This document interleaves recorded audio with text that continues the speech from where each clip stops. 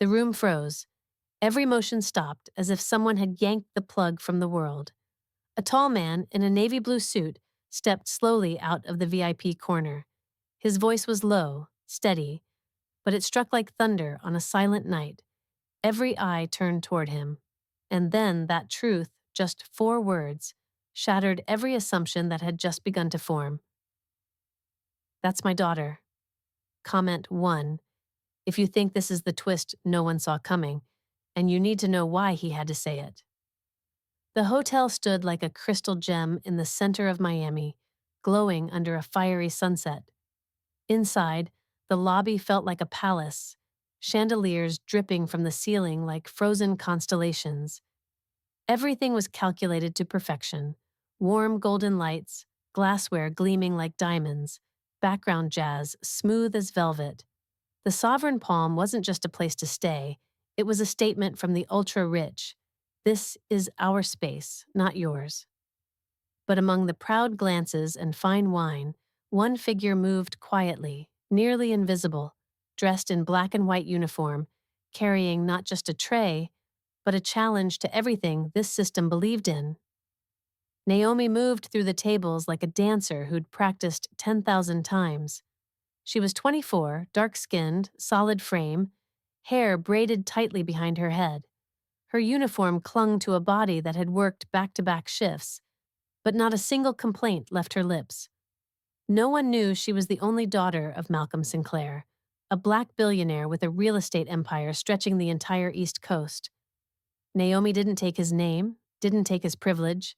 She chose to enter this world from the lowest rung, and she made her father promise, "I need experience, not protection."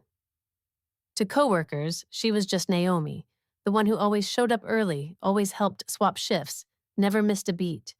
To customers, she was, "Hey you, waitress girl," or worse, nothing at all. Every night, Naomi lived in a loop of half-polite, half-indifferent stares. Some guests gave weak smiles, others didn't even look up. No one asked her name. No one asked, "Are you okay?" She learned to count her breaths, hold her back straight, clear dishes like she was performing. Sometimes an older guest complimented the food. Sometimes a nod replaced a thank you. But no matter how professional she was, Naomi knew. They only saw the apron, not the human behind it. It's a feeling only those ever placed at the bottom of the list could understand. She'd once sat at the head of a boardroom table.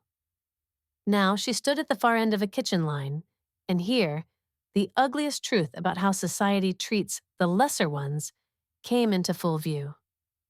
Naomi looked at the reservation board, and one name made her stomach twist. Vanessa Aldridge, influencer, heiress, famous for flaunting wealth and being cruel. But Naomi remembered something else. Vanessa was the girl behind the campaign to cancel her father's company 3 years ago, just because he bought up a block where Vanessa's family lived. Vanessa didn't know Naomi, but Naomi never forgot. When Vanessa walked in, the whole staff seemed to stiffen their spines. Emerald silk dress, red bottom Louboutin heels, diamonds like a threat around her neck. She didn't have to speak. Her presence screamed, "I'm the one on top." Naomi straightened her tray, adjusted her collar, and walked to table 14, where Vanessa sat like she owned the room. This wasn't just a customer, this was a test. "Good evening, miss. May I start you off with a drink?" Naomi's tone was warm, her words polished like aged wine. Vanessa didn't look up. "Sparkling water, no ice. Hurry, I don't have all night." Her voice was cold water, sharp as a blade. Naomi nodded, turned without flinching, but inside something cracked. Not because she was insulted, but because she realized no matter how well she performed, they only saw the apron. And Vanessa had just unlocked a storm she didn't even know was coming. Naomi entered the bar station, poured water, wiped a glass, set it on the tray with silent precision. Everything was routine. So precise, it felt sterile. She passed Jamal, who gave her a nod. Nothing more. No one said a word. But the silence itself carried the weight of worry. Naomi wasn't one to break, but some silences are the calm before a storm. She approached table 14. The glass sparkled like crystal under the chandelier light. Naomi set it down, perfectly aligned beside the dinner knife. Your water, miss.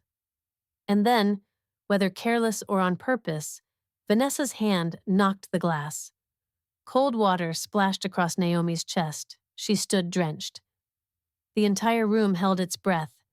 Naomi didn't blink, didn't turn away. She only tightened her grip on the tray, still shivering from the cold. But in her eyes, the kind of hurt only the humiliated would understand, a fracture appeared. And from that crack, a plan began to form. The glass of water was just the beginning. The voice wasn't loud, but it cut like a blade gliding across crystal. Can't you do anything right? Vanessa spoke coldly. Right after the glass of water she had just knocked over drenched Naomi's chest. The room felt airless. Clinking silverware halted. A woman at the next table froze mid-sip, wine glass hovering. No one stepped in, but every pair of eyes locked onto the girl in the soaking uniform. She didn't flinch, didn't bow her head, didn't speak. She just stood. Comment 1 if you think this public humiliation was way too cruel to ignore. The dining room of the Sovereign Palm usually echoed with refined murmurs, champagne clinks, and polite laughter. But now sound vanished into the backdrop. Only the sharp roll of a glass skidding across a linen cloth, then splitting in two on the marble floor remained. Vanessa looked up. For the first time she looked Naomi in the eye, but not with concern, with judgment. Seriously? This hotel's hiring just anyone now? She said it loud enough for 3 surrounding tables to hear. Naomi swallowed hard. Her eyes held an unnerving calm. But her knuckles, clenched around a napkin, turned white. She didn't reply. She just knelt and started wiping. Vanessa Aldridge was no stranger to the spotlight.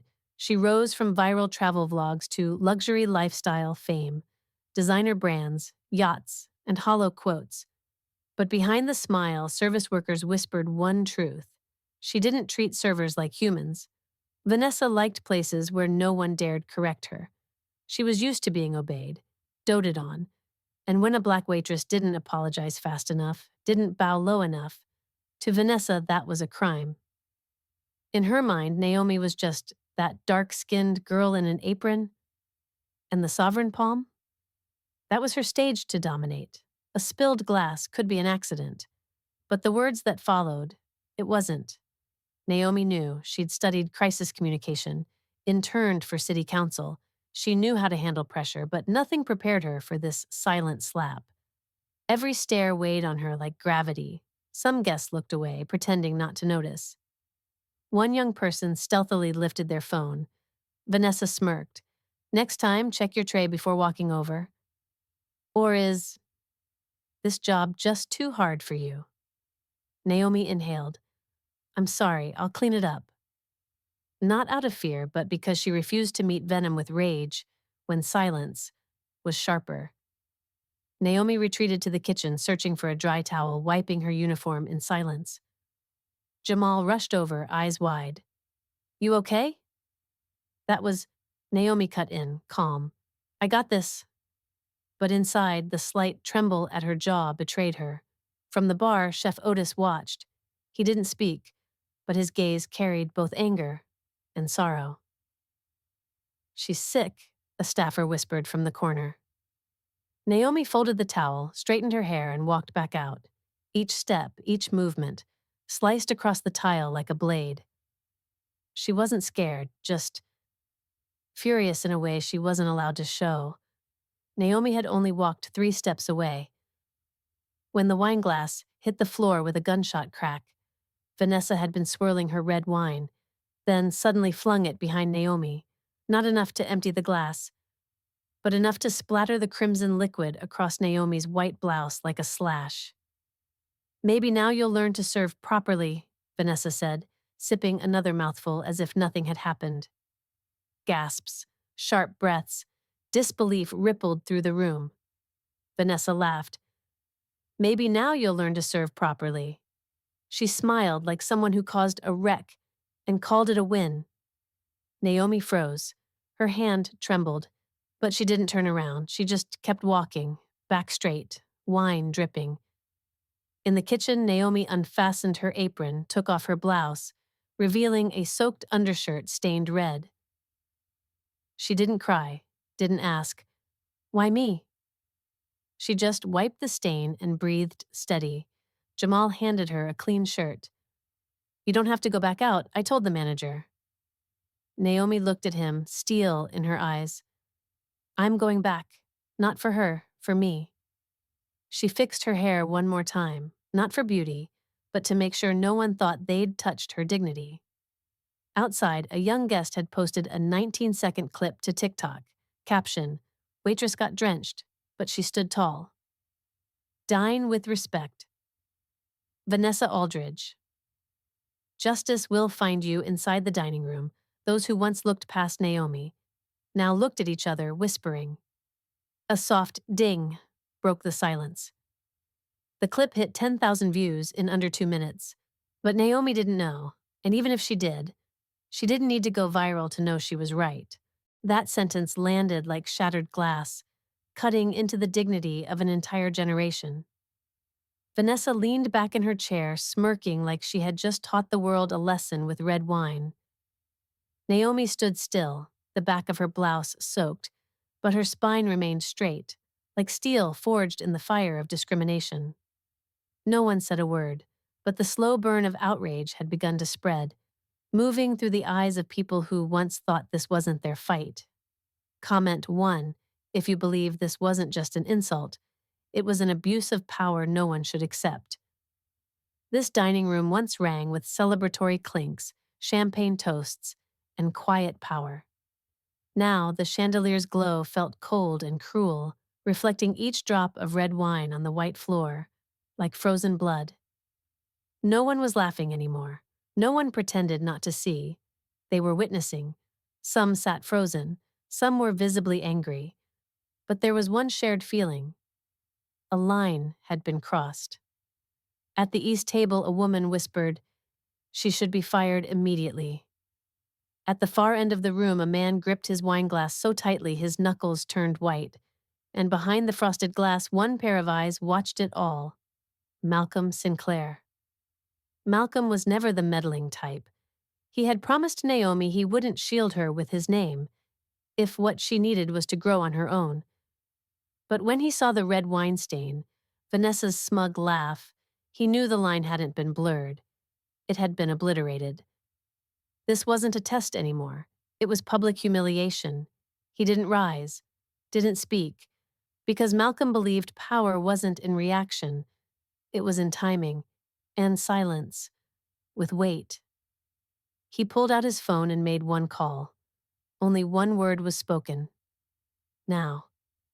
After changing shirts, Naomi stood at the sink, harsh white light casting across her face, still calm. But her hands trembled, not from fear, but from restraint. "You don't have to go back," Jamal said, voice tight with anger. "I'll speak to the manager. That can't slide." Naomi didn't look at him. She wiped away the last droplets of wine from her wrist, folded the towel. "This is my job, and I won't let her take it from me." In her mind, this wasn't just about service. It was principle. No one has the right to erase another human being with a sneer. As Naomi washed her hands, social media exploded. The 19-second clip of the wine splash, paired with Vanessa's line, was now trending on TikTok. #respect. The staff caption, "She didn't flinch." Behind the scenes of the hotel, Daniel, the manager, got Malcolm's call. He exhaled, straightened his suit collar, and headed to table 14. The energy in the room had shifted, no longer just a luxury dinner. Now, it was anticipation. Who would act next? Vanessa was still grinning, unaware. The game board had just flipped. Daniel approached, polite but firm. "Ms. Aldridge, Mr. Sinclair, the owner, would like to see you in the lounge." Vanessa raised an eyebrow, lips curling into a smirk. "Finally, someone who gets it. Lead the way." She stood, smoothed her dress, adjusted her hair, walking like she was about to receive a medal, not face consequences. Every eye followed the clicking of her heels. She didn't know. The man who called her over wasn't there to apologize. He was there to end her arrogance. From afar, Naomi watched Vanessa leave the dining room. She couldn't hear the words, but the way Daniel glanced at her was enough. It's time. Jamal stepped beside her, still staring at the lounge door. He's with her now. Naomi nodded. She didn't smile, didn't relax, but for the first time in weeks, she didn't feel alone. Something lifted off her chest. Not the wine, not the shame, but the burden of carrying it all, in silence. Behind the VIP lounge doors, the air conditioner hummed faintly. Vanessa entered, eyes still gleaming with pride, until she saw Malcolm Sinclair standing tall, hands clasped behind his back, gaze like an unread verdict. No assistant, no cameras, just truth, raw and cold as the marble under her heels. "Ms. Aldridge," he began, "I saw everything." Vanessa opened her mouth to speak, but she didn't get the chance. Malcolm cut in. "You just humiliated someone who never deserved it." Then paused. "And that woman is my daughter." Not a single bang, not a raised voice. But that sentence echoed through the lounge like a warrant issued in silence. Vanessa stood frozen, the pride in her eyes sliding off her face like mascara washed away by rain. Malcolm Sinclair didn't move, didn't raise his voice. "She is my daughter." Everything in the room paused, except Vanessa, who began to tremble from the inside out. Comment 1 if that twist hit you cold, because this is where the real story begins. The VIP lounge at the Sovereign Palm was designed to make anyone feel important. Velvet green walls, brass chandeliers, premium leather chairs, everything whispered power. But at this moment, power didn't come from the materials or design. It came from the man standing still, and the woman being forced to look directly at who she really was. Vanessa scanned the room, hoping someone would jump in, offer a lifeline. But there was no one. Just Malcolm, statue still, gaze sharp enough to slice steel. Malcolm wasn't famous for magazine covers. He was known because when he fell silent, others were forced to face themselves. With silver hair gracing his temples, a sharply tailored navy suit, and the calm composure of a seasoned leader. He didn't need threats. The disappointment in his eyes was a sentence heavier than any courtroom ruling. He didn't need to defend Naomi with power. He only needed to speak at the right moment so the world would understand. "The woman you disrespected is the one I'm proudest of." Vanessa stammered, her smile crumbling. I didn't know. I didn't know she was my daughter," Malcolm interrupted, voice as soft as wind over still water. "You didn't need to, because the issue isn't who she is." His voice remained measured, yet it struck like stone. "The issue is how you treated another human being." Vanessa flushed red. She turned toward Daniel, silently begging for backup. But Daniel didn't move. His eyes said it all. "You brought this on yourself." And for the first time in years, Vanessa had no stage left to perform on. Malcolm didn't wait for excuses. He went straight to the core. "I saw everything, from when she greeted you with grace, to when you tossed that glass of water, and when you flung wine, like it was yours to grant or deny." Vanessa opened her mouth. "I was just upset because the service was poor." "Poor service?" Malcolm raised an eyebrow, the chill in his smile colder than stone. "She didn't spill the water. You touched the glass. You lost control. And instead of owning it, you chose to humiliate." Vanessa took half a step back, not out of fear, but because for the first time, she had no script to cling to. Malcolm took one step forward, not threatening, not insulting, just speaking. "You say that had you known she was my daughter, you'd have treated her differently. Let me ask you this. If she was just a regular server, did you think that gave you the right to degrade her? Vanessa stayed silent. Her lips tightened. Malcolm continued. The fact that you didn't know, that's exactly what exposes who you are. This wasn't a slip of the tongue. It wasn't a moment of heat. It was a choice. And now everyone's seen it for what it truly is. He didn't raise his voice, but the echo made the room tremble. Malcolm turned to Daniel. Miss Aldridge is no longer welcome at the Sovereign Palm, permanently. Vanessa choked on her words. I can explain. You're free to say anything you like, on TikTok, Instagram, or your podcast, Malcolm said. But in here, that right has ended. Daniel opened the door. Vanessa stood there for a few seconds, as if still grasping for words. But none came. She stepped out, lips trembling. Behind her, the room remained as silent as when she entered. With one difference, no one was waiting for her anymore. As Vanessa exited the lounge, all eyes in the lobby turned. She walked past Naomi. No words, not even a glance. Naomi stood tall, not proud, not confrontational, but when her eyes met her father's, no words were needed. Everything had been said. It was the gaze of a father, not apologizing for staying silent, but proud that his daughter had never needed him to speak for her. A few claps began. Not a standing ovation, not loud, but enough to say, they saw it, and they won't forget. She didn't write that line to go viral. No filter, no music, no emotional bait. But within 12 hours, it was everywhere. Memes, captions, videos, stitched into commentary. Naomi Sinclair didn't need to shout. She just spoke the truth. And in a world drowning in noise that became the loudest shockwave of all. Comment, one, if you believe. Sometimes the softest words are the ones that silence the world. 9 a.m. the next day. Naomi entered through the staff door, wearing a crisp white shirt and a freshly pressed apron. No drums, no flash mobs, just stares, but not of curiosity, of respect. Jamal handed her a hot coffee. You sure you're okay? Naomi nodded gently. I don't disappear just because someone wants me to.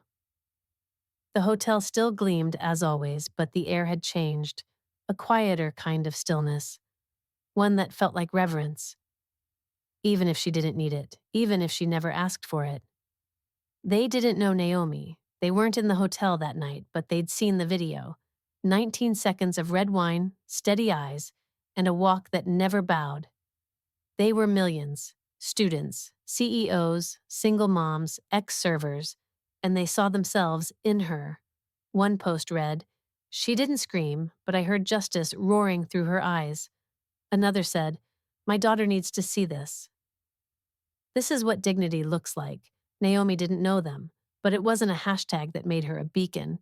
It was them. Naomi never wanted to go viral. She didn't post, didn't comment. No hashtags. Yet clips with Queen energy and Grace under fire kept spreading. A guest slipped her a $100 bill with a wink. That was legendary last night. She gently placed it back on the table.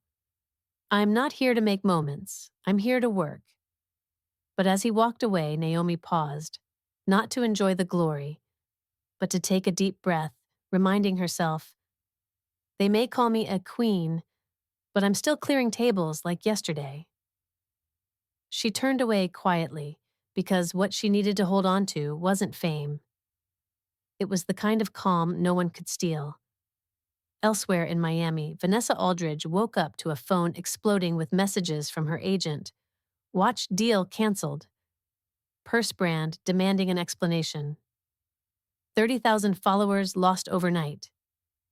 Each time she refreshed her feed, the same phrase popped up, justice for Naomi. One brand reposted the viral clip, Naomi walking forward, wine dripping down her back, never turning. Caption, we don't partner with cruelty. Vanessa once thought she was untouchable. Now everything shattered, like the wine glass she threw. Only this time, no one came to clean it up. After the lunch rush, Naomi leaned against the kitchen wall. Chef Otis placed a hand on her shoulder. You didn't react, but I've never seen anyone make an entire system go quiet like that. Naomi smiled softly, not with pride, just gently, like breath. Sometimes, you don't have to fight to prove anything, you just have to stay standing. And that's what she did. Not for applause, but so they wouldn't erase her, not because she was someone's daughter, but because she was herself. And that was enough. Malcolm Sinclair. The words were printed in black font on white paper, pasted in the staff lounge. Beneath it, a caption read, Naomi Sinclair reminded us of that. Jamal pointed at the board. They've put it up. No one's taking it down now. Naomi looked at the board, then turned away to keep working, because she knew titles fade, but character stays. Naomi was pouring water when a middle-aged couple walked up. The woman whispered, eyes brimming, We saw the clip last night. Our daughter is only 14. And we want her to grow up to be like you. Naomi set down the pitcher, looked them in the eyes. Thank you, she said, but let her grow into who she is, as long as she knows she has the right not to stay silent when disrespected. The woman nodded, like she'd just been handed a promise. Naomi turned away, back to her work. No crown, no spotlight. Just one quiet truth. She didn't need fame to be seen. Malcolm Sinclair stepped into the grand lobby of the Sovereign Palm. His voice wasn't loud, but it echoed off every marble tile with clarity and weight. Guests paused mid-bite. Staff froze mid-step. We don't ask anyone to bow, but we will never accept anyone stepping on others to rise. No microphone, no press. Just one message. And one declaration that shook the very notion of class in that luxurious room. Comment 1 if you've ever wished for a leader who would stand in the crowd and say clearly, respect is a standard, not a reward. Monday morning. The Sovereign Palm ran like clockwork. Guests placing orders, kitchen bells chiming, footsteps in rhythm, but the air had changed. It no longer made staff feel small, it made them feel seen. A plaque now hung in the employee area with Malcolm's quote. A guest stepped in, asked for a table, then whispered to the manager, Is she here? The one from the video? Daniel nodded. The guest smiled. Good. We came because of how you faced it, not how you hid. Jamal no longer stood quietly backstage. He was the first to step up during the lunch rush, pulled out a chair for Naomi and said gently, Sit. Today let me carry the tray. Chef Otis rewrote his kitchen notes. No longer order number 23, no onions. Now they read, Dignity, served with every main course. The entire waitstaff, once heads down, now stood taller, not out of pride, but because Naomi helped them understand. Self-respect is a right, not a privilege. Daughter. Not everyone supported her. Some staff murmured, Of course she's protected. She's the boss's kid. A few guests asked quietly, Does she actually do her job, or is this just for show? Naomi heard it all, but she said nothing. No statements, no press, no rebuttals. She kept bussing tables, taking orders, mixing drinks, because she knew rumors are wind, actions carry weight, and a woman like her owes no proof to anyone who only sees her through a name tag. Noon, a couple left the restaurant. No tip. Naomi didn't mind. She cleared the table as usual. Under one glass, she found a folded slip of paper. She opened it. Just one line. Thank you for not bowing, so my daughter could learn how to stand. Naomi stood still for a moment. She didn't smile. She just folded the note and tucked it into her apron. Not to flaunt, but to remind herself, some impact doesn't need a spotlight, just someone who sees it. That evening, floor 15, Malcolm's office. His assistant read aloud. CNN is requesting a live interview. They want your take on the incident. Malcolm never looked up from his financial report. Send them this, he said. We have no comment on the event, because it wasn't a scandal, it was a lesson, and the one who taught it is my daughter. The assistant paused. Do you want your name attached? Malcolm shook his head. No need. Around here, we let actions speak. Downstairs, Jamal leaned in and whispered to Naomi, "The whole kitchen knows." She didn't stop wiping the table, but her eyes held something different. Not pride, peace.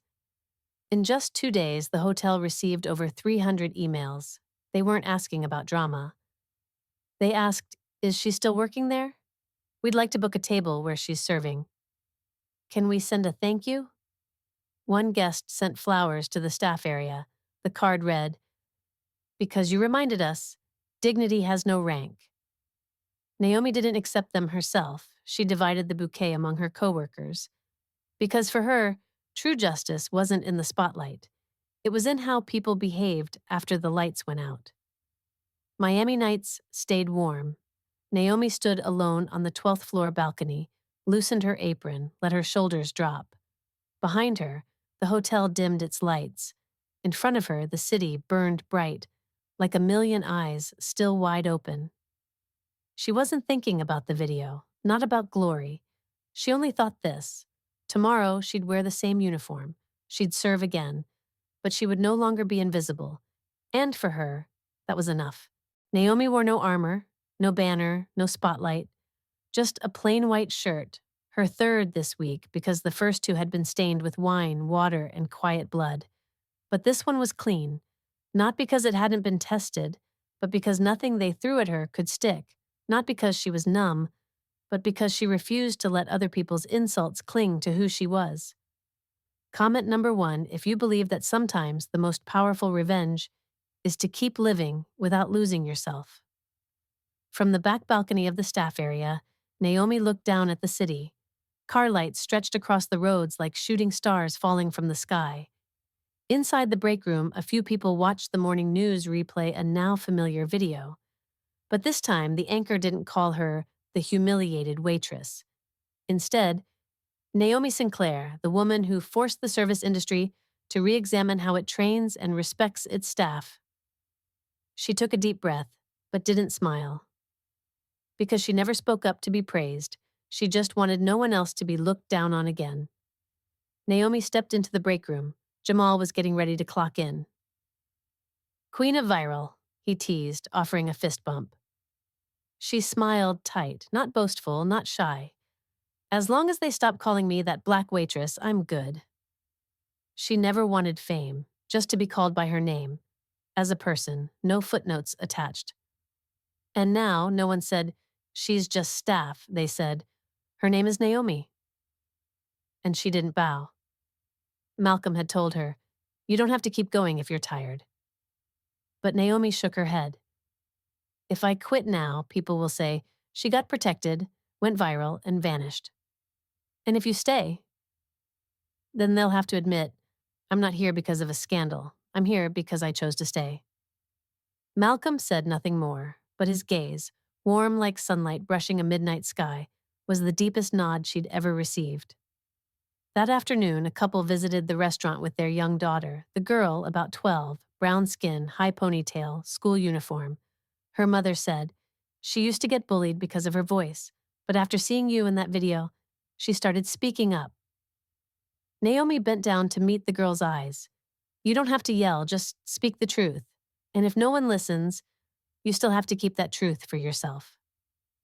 The girl nodded, eyes glassy, and Naomi understood.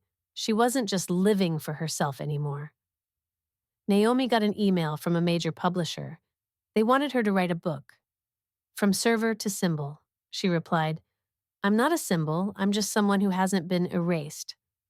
But she did send back a Word doc, just one page, and on it was a single line. "I don't want to be a legend, I just want not to be erased from humanity's map just because I wore an apron." The publisher didn't respond, but a day later, those words became the headline of a national campaign. Human before uniform. Naomi passed table 14, the one where a drink had been thrown down her back. Now the table had new linens, new glasses, new guests, but she remembered every mocking laugh, every averted gaze. She didn't look away. She stood taller. She wasn't a victim of this place. She was a witness, and every time she walked past it was another rewrite in how this room treated women like her, not through power, but through a presence that could not be erased. The clock hit 9 a.m. Naomi tied up her hair, fastened her apron, and looked into the mirror, not to fix her makeup, but to remind herself she was still her, no matter who was watching. Her phone buzzed again with fresh notifications. She silenced it. Stepping out of the break room, tray in hand, she walked as she always had. Not for those watching, not for those rewriting her story, but because she was still writing it. With every step, every pore, every gaze that refused to look down. And that was enough. Naomi Sinclair wasn't the first Black woman to be ignored for the color of her skin. She wasn't the only one to step into a luxury room and be treated like she didn't exist. But she did something most wouldn't dare. She didn't fight back with rage. She answered with dignity. This story isn't about power, it's about who deserves to be heard. Because in far too many companies, offices, hotels, and restaurants, where Black women's voices are only heard when there's a problem to blame, Naomi chose to speak not to defend herself, but to begin something new. She didn't shout. She didn't complain. She led. If you've ever sat at the far end of the meeting table, if you've ever been told you're too sensitive, too strong, or too much, if you've ever swallowed your anger just to keep a job or pretended to be fine just to survive, then Naomi isn't a stranger to you. She is you, not because she's flawless, but because she refused to let the world rewrite her worth. And if the world ever tried to wash you away with silence, with bias, with dismissal, maybe it's time you rewrite your own name, with your voice, your steps, and your presence that cannot be ignored.